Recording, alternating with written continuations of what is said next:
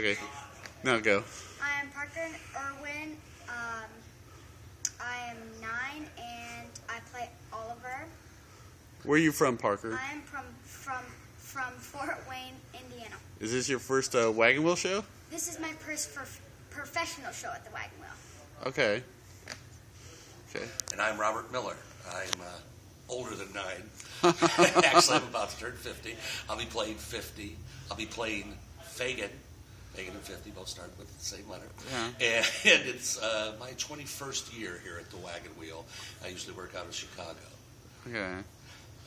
Okay. Well, tell me a little bit about your characters, Fagin and Oliver, and what they do in this show. You want to go first? My character is kind of curious, so when I meet Fagin, they're teaching me how to do everything, and just kind of standing there watching them do everything. Fagin is, he's kind of an evil Peter Pan in a way, because he never grows up. He leads the Lost Boys. It's Dickensian London, so these are the kids who've fallen through the cracks. Oliver being, the title character, it's all about him. He's the poor little waif caught up in the terrors of the Industrial Revolution. And Fagin takes him in as one of his kids that he teaches to be good thieves. Fagin is the one character out of all the adults he meets on the low end of the scale that I kind of think, other than Nancy, has some redeeming qualities. He genuinely does like the kids. But he's got his own ulterior motives as well. So he trains Oliver to be a good little thief, and then gets rather upset when Oliver lucks into his true heritage, which is the big surprise at the end of the show. We probably shouldn't say. Nope. Should we? No. Okay. I haven't even gotten that far. I don't even know what it is. I was reading some stuff about it before I came, and how different is it from the book, or is it a lot different, or? I'm ashamed to say this, and I'm like Mr. Theater historian, especially here at the Wheel, going back forever. But with Dickens is one of my favorite authors, but I have to say honestly, Oliver is the one Dickens novel that I've never read the true novel. I've read abridged versions. Yeah. So it goes very close to what I understand, but it isn't like if we were talking about Christmas Carol or something, which I know inside out and backwards. Right. But I believe it's fairly close. There are a few liberties taken, yeah. But it's close. The thing with Dickens, it's like Mark Twain or any of the great authors, Melville, that they reduce this huge, sprawling book down into what can be told in it's hour and a half run, hour 50 minutes. So close to that. It's boiling all that down. Dickens especially writes all these sweeping characters. You go through so much because you start in the orphanage, and then you're working for the undertaker, and then with me, and then you fall in with the high society crowd. So, yeah, it's his trip through London at this time period. Now, this is the play, not the musical, or is it the musical? This is the musical. The musical, okay. Which was, here's my historian stuff coming up. This was actually, the musical was, I was a year old, because it was made in 1964.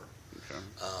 And it was a film musical. It's one of those rare instances where the film was the musical before the play, and then the musical is taken from the film musical. Usually it's the other way around, but in this one, that's what happened.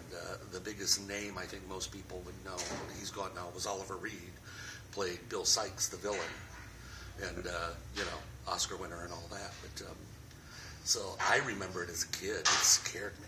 It's scary. So what is the music like? And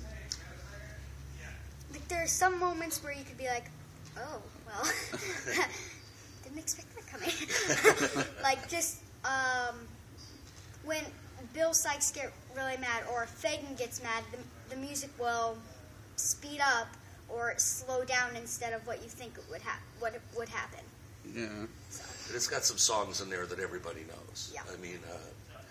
Yours, you have 3 that are definite.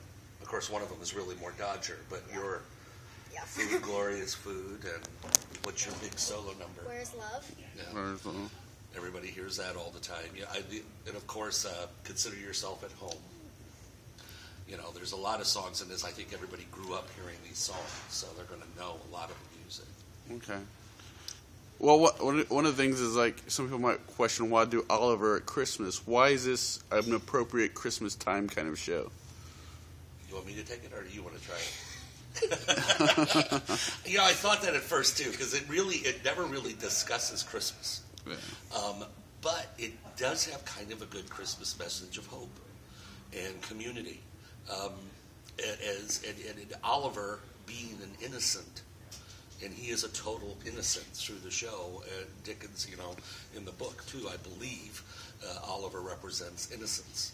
And as this innocent, he tends to find or make family, for good or bad, wherever he goes. And that's a good Christmas message to me, is that, you know, wherever you go, there can be some form of family. Some of these families are not that good in this show, but it does show innocence rewarded.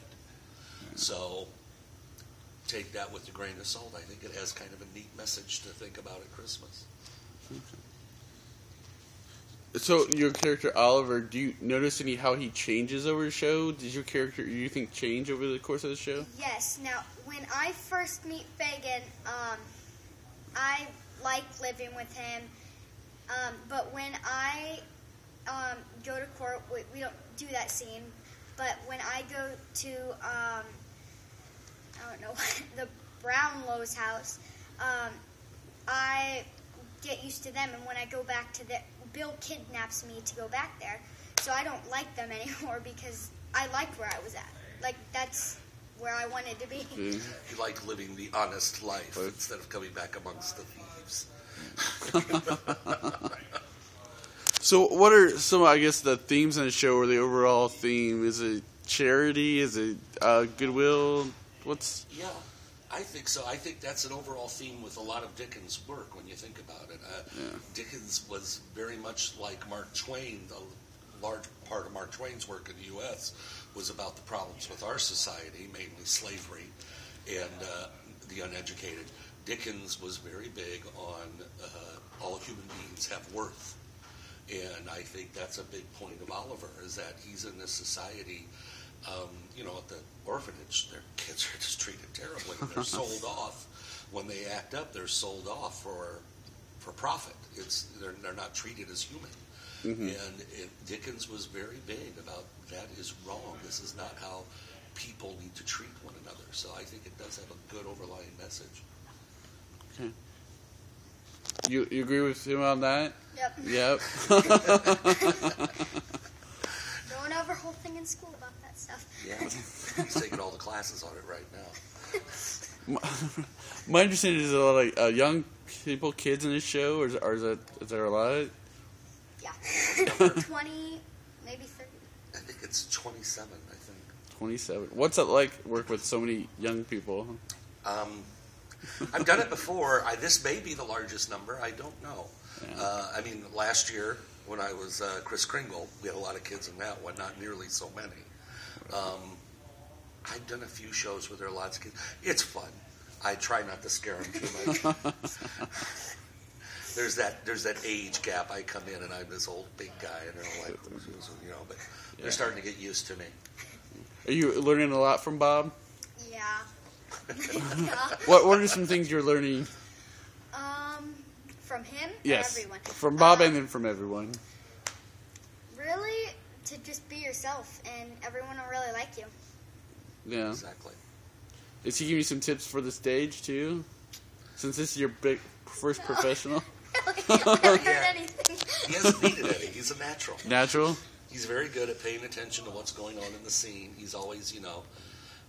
I keep picking on him that he's a bit too serious, because I look over and he's like really intense. I'm like, dude, you're a kid. Like, no. He always yells at me because I'm off book.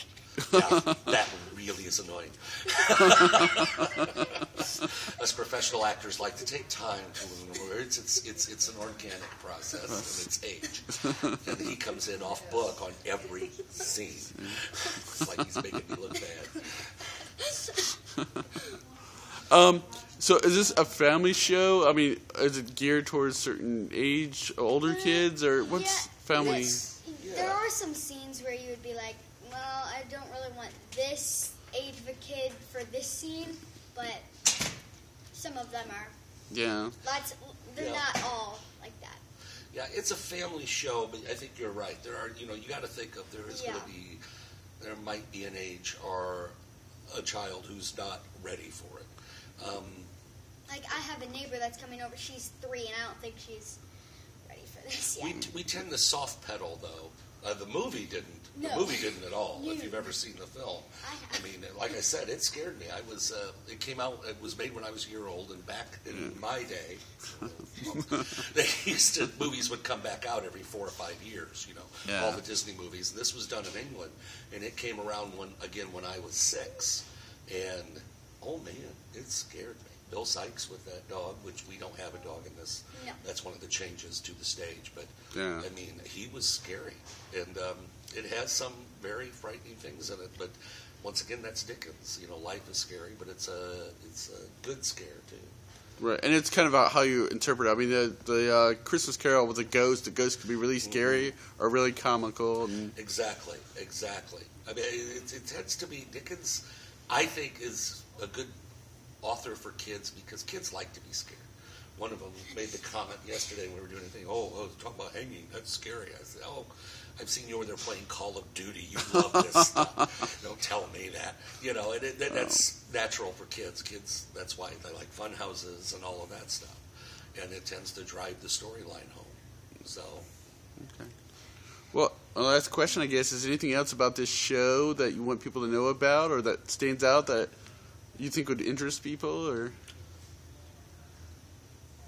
I don't really have anything. I think you're going to really enjoy the other actors. I think, Kira as Nancy is phenomenal. Kira's always good. Yes, she has such a beautiful singing voice. And, there's a lot of fun numbers. As always, I'm always happy. I mean, I work out of Chicago.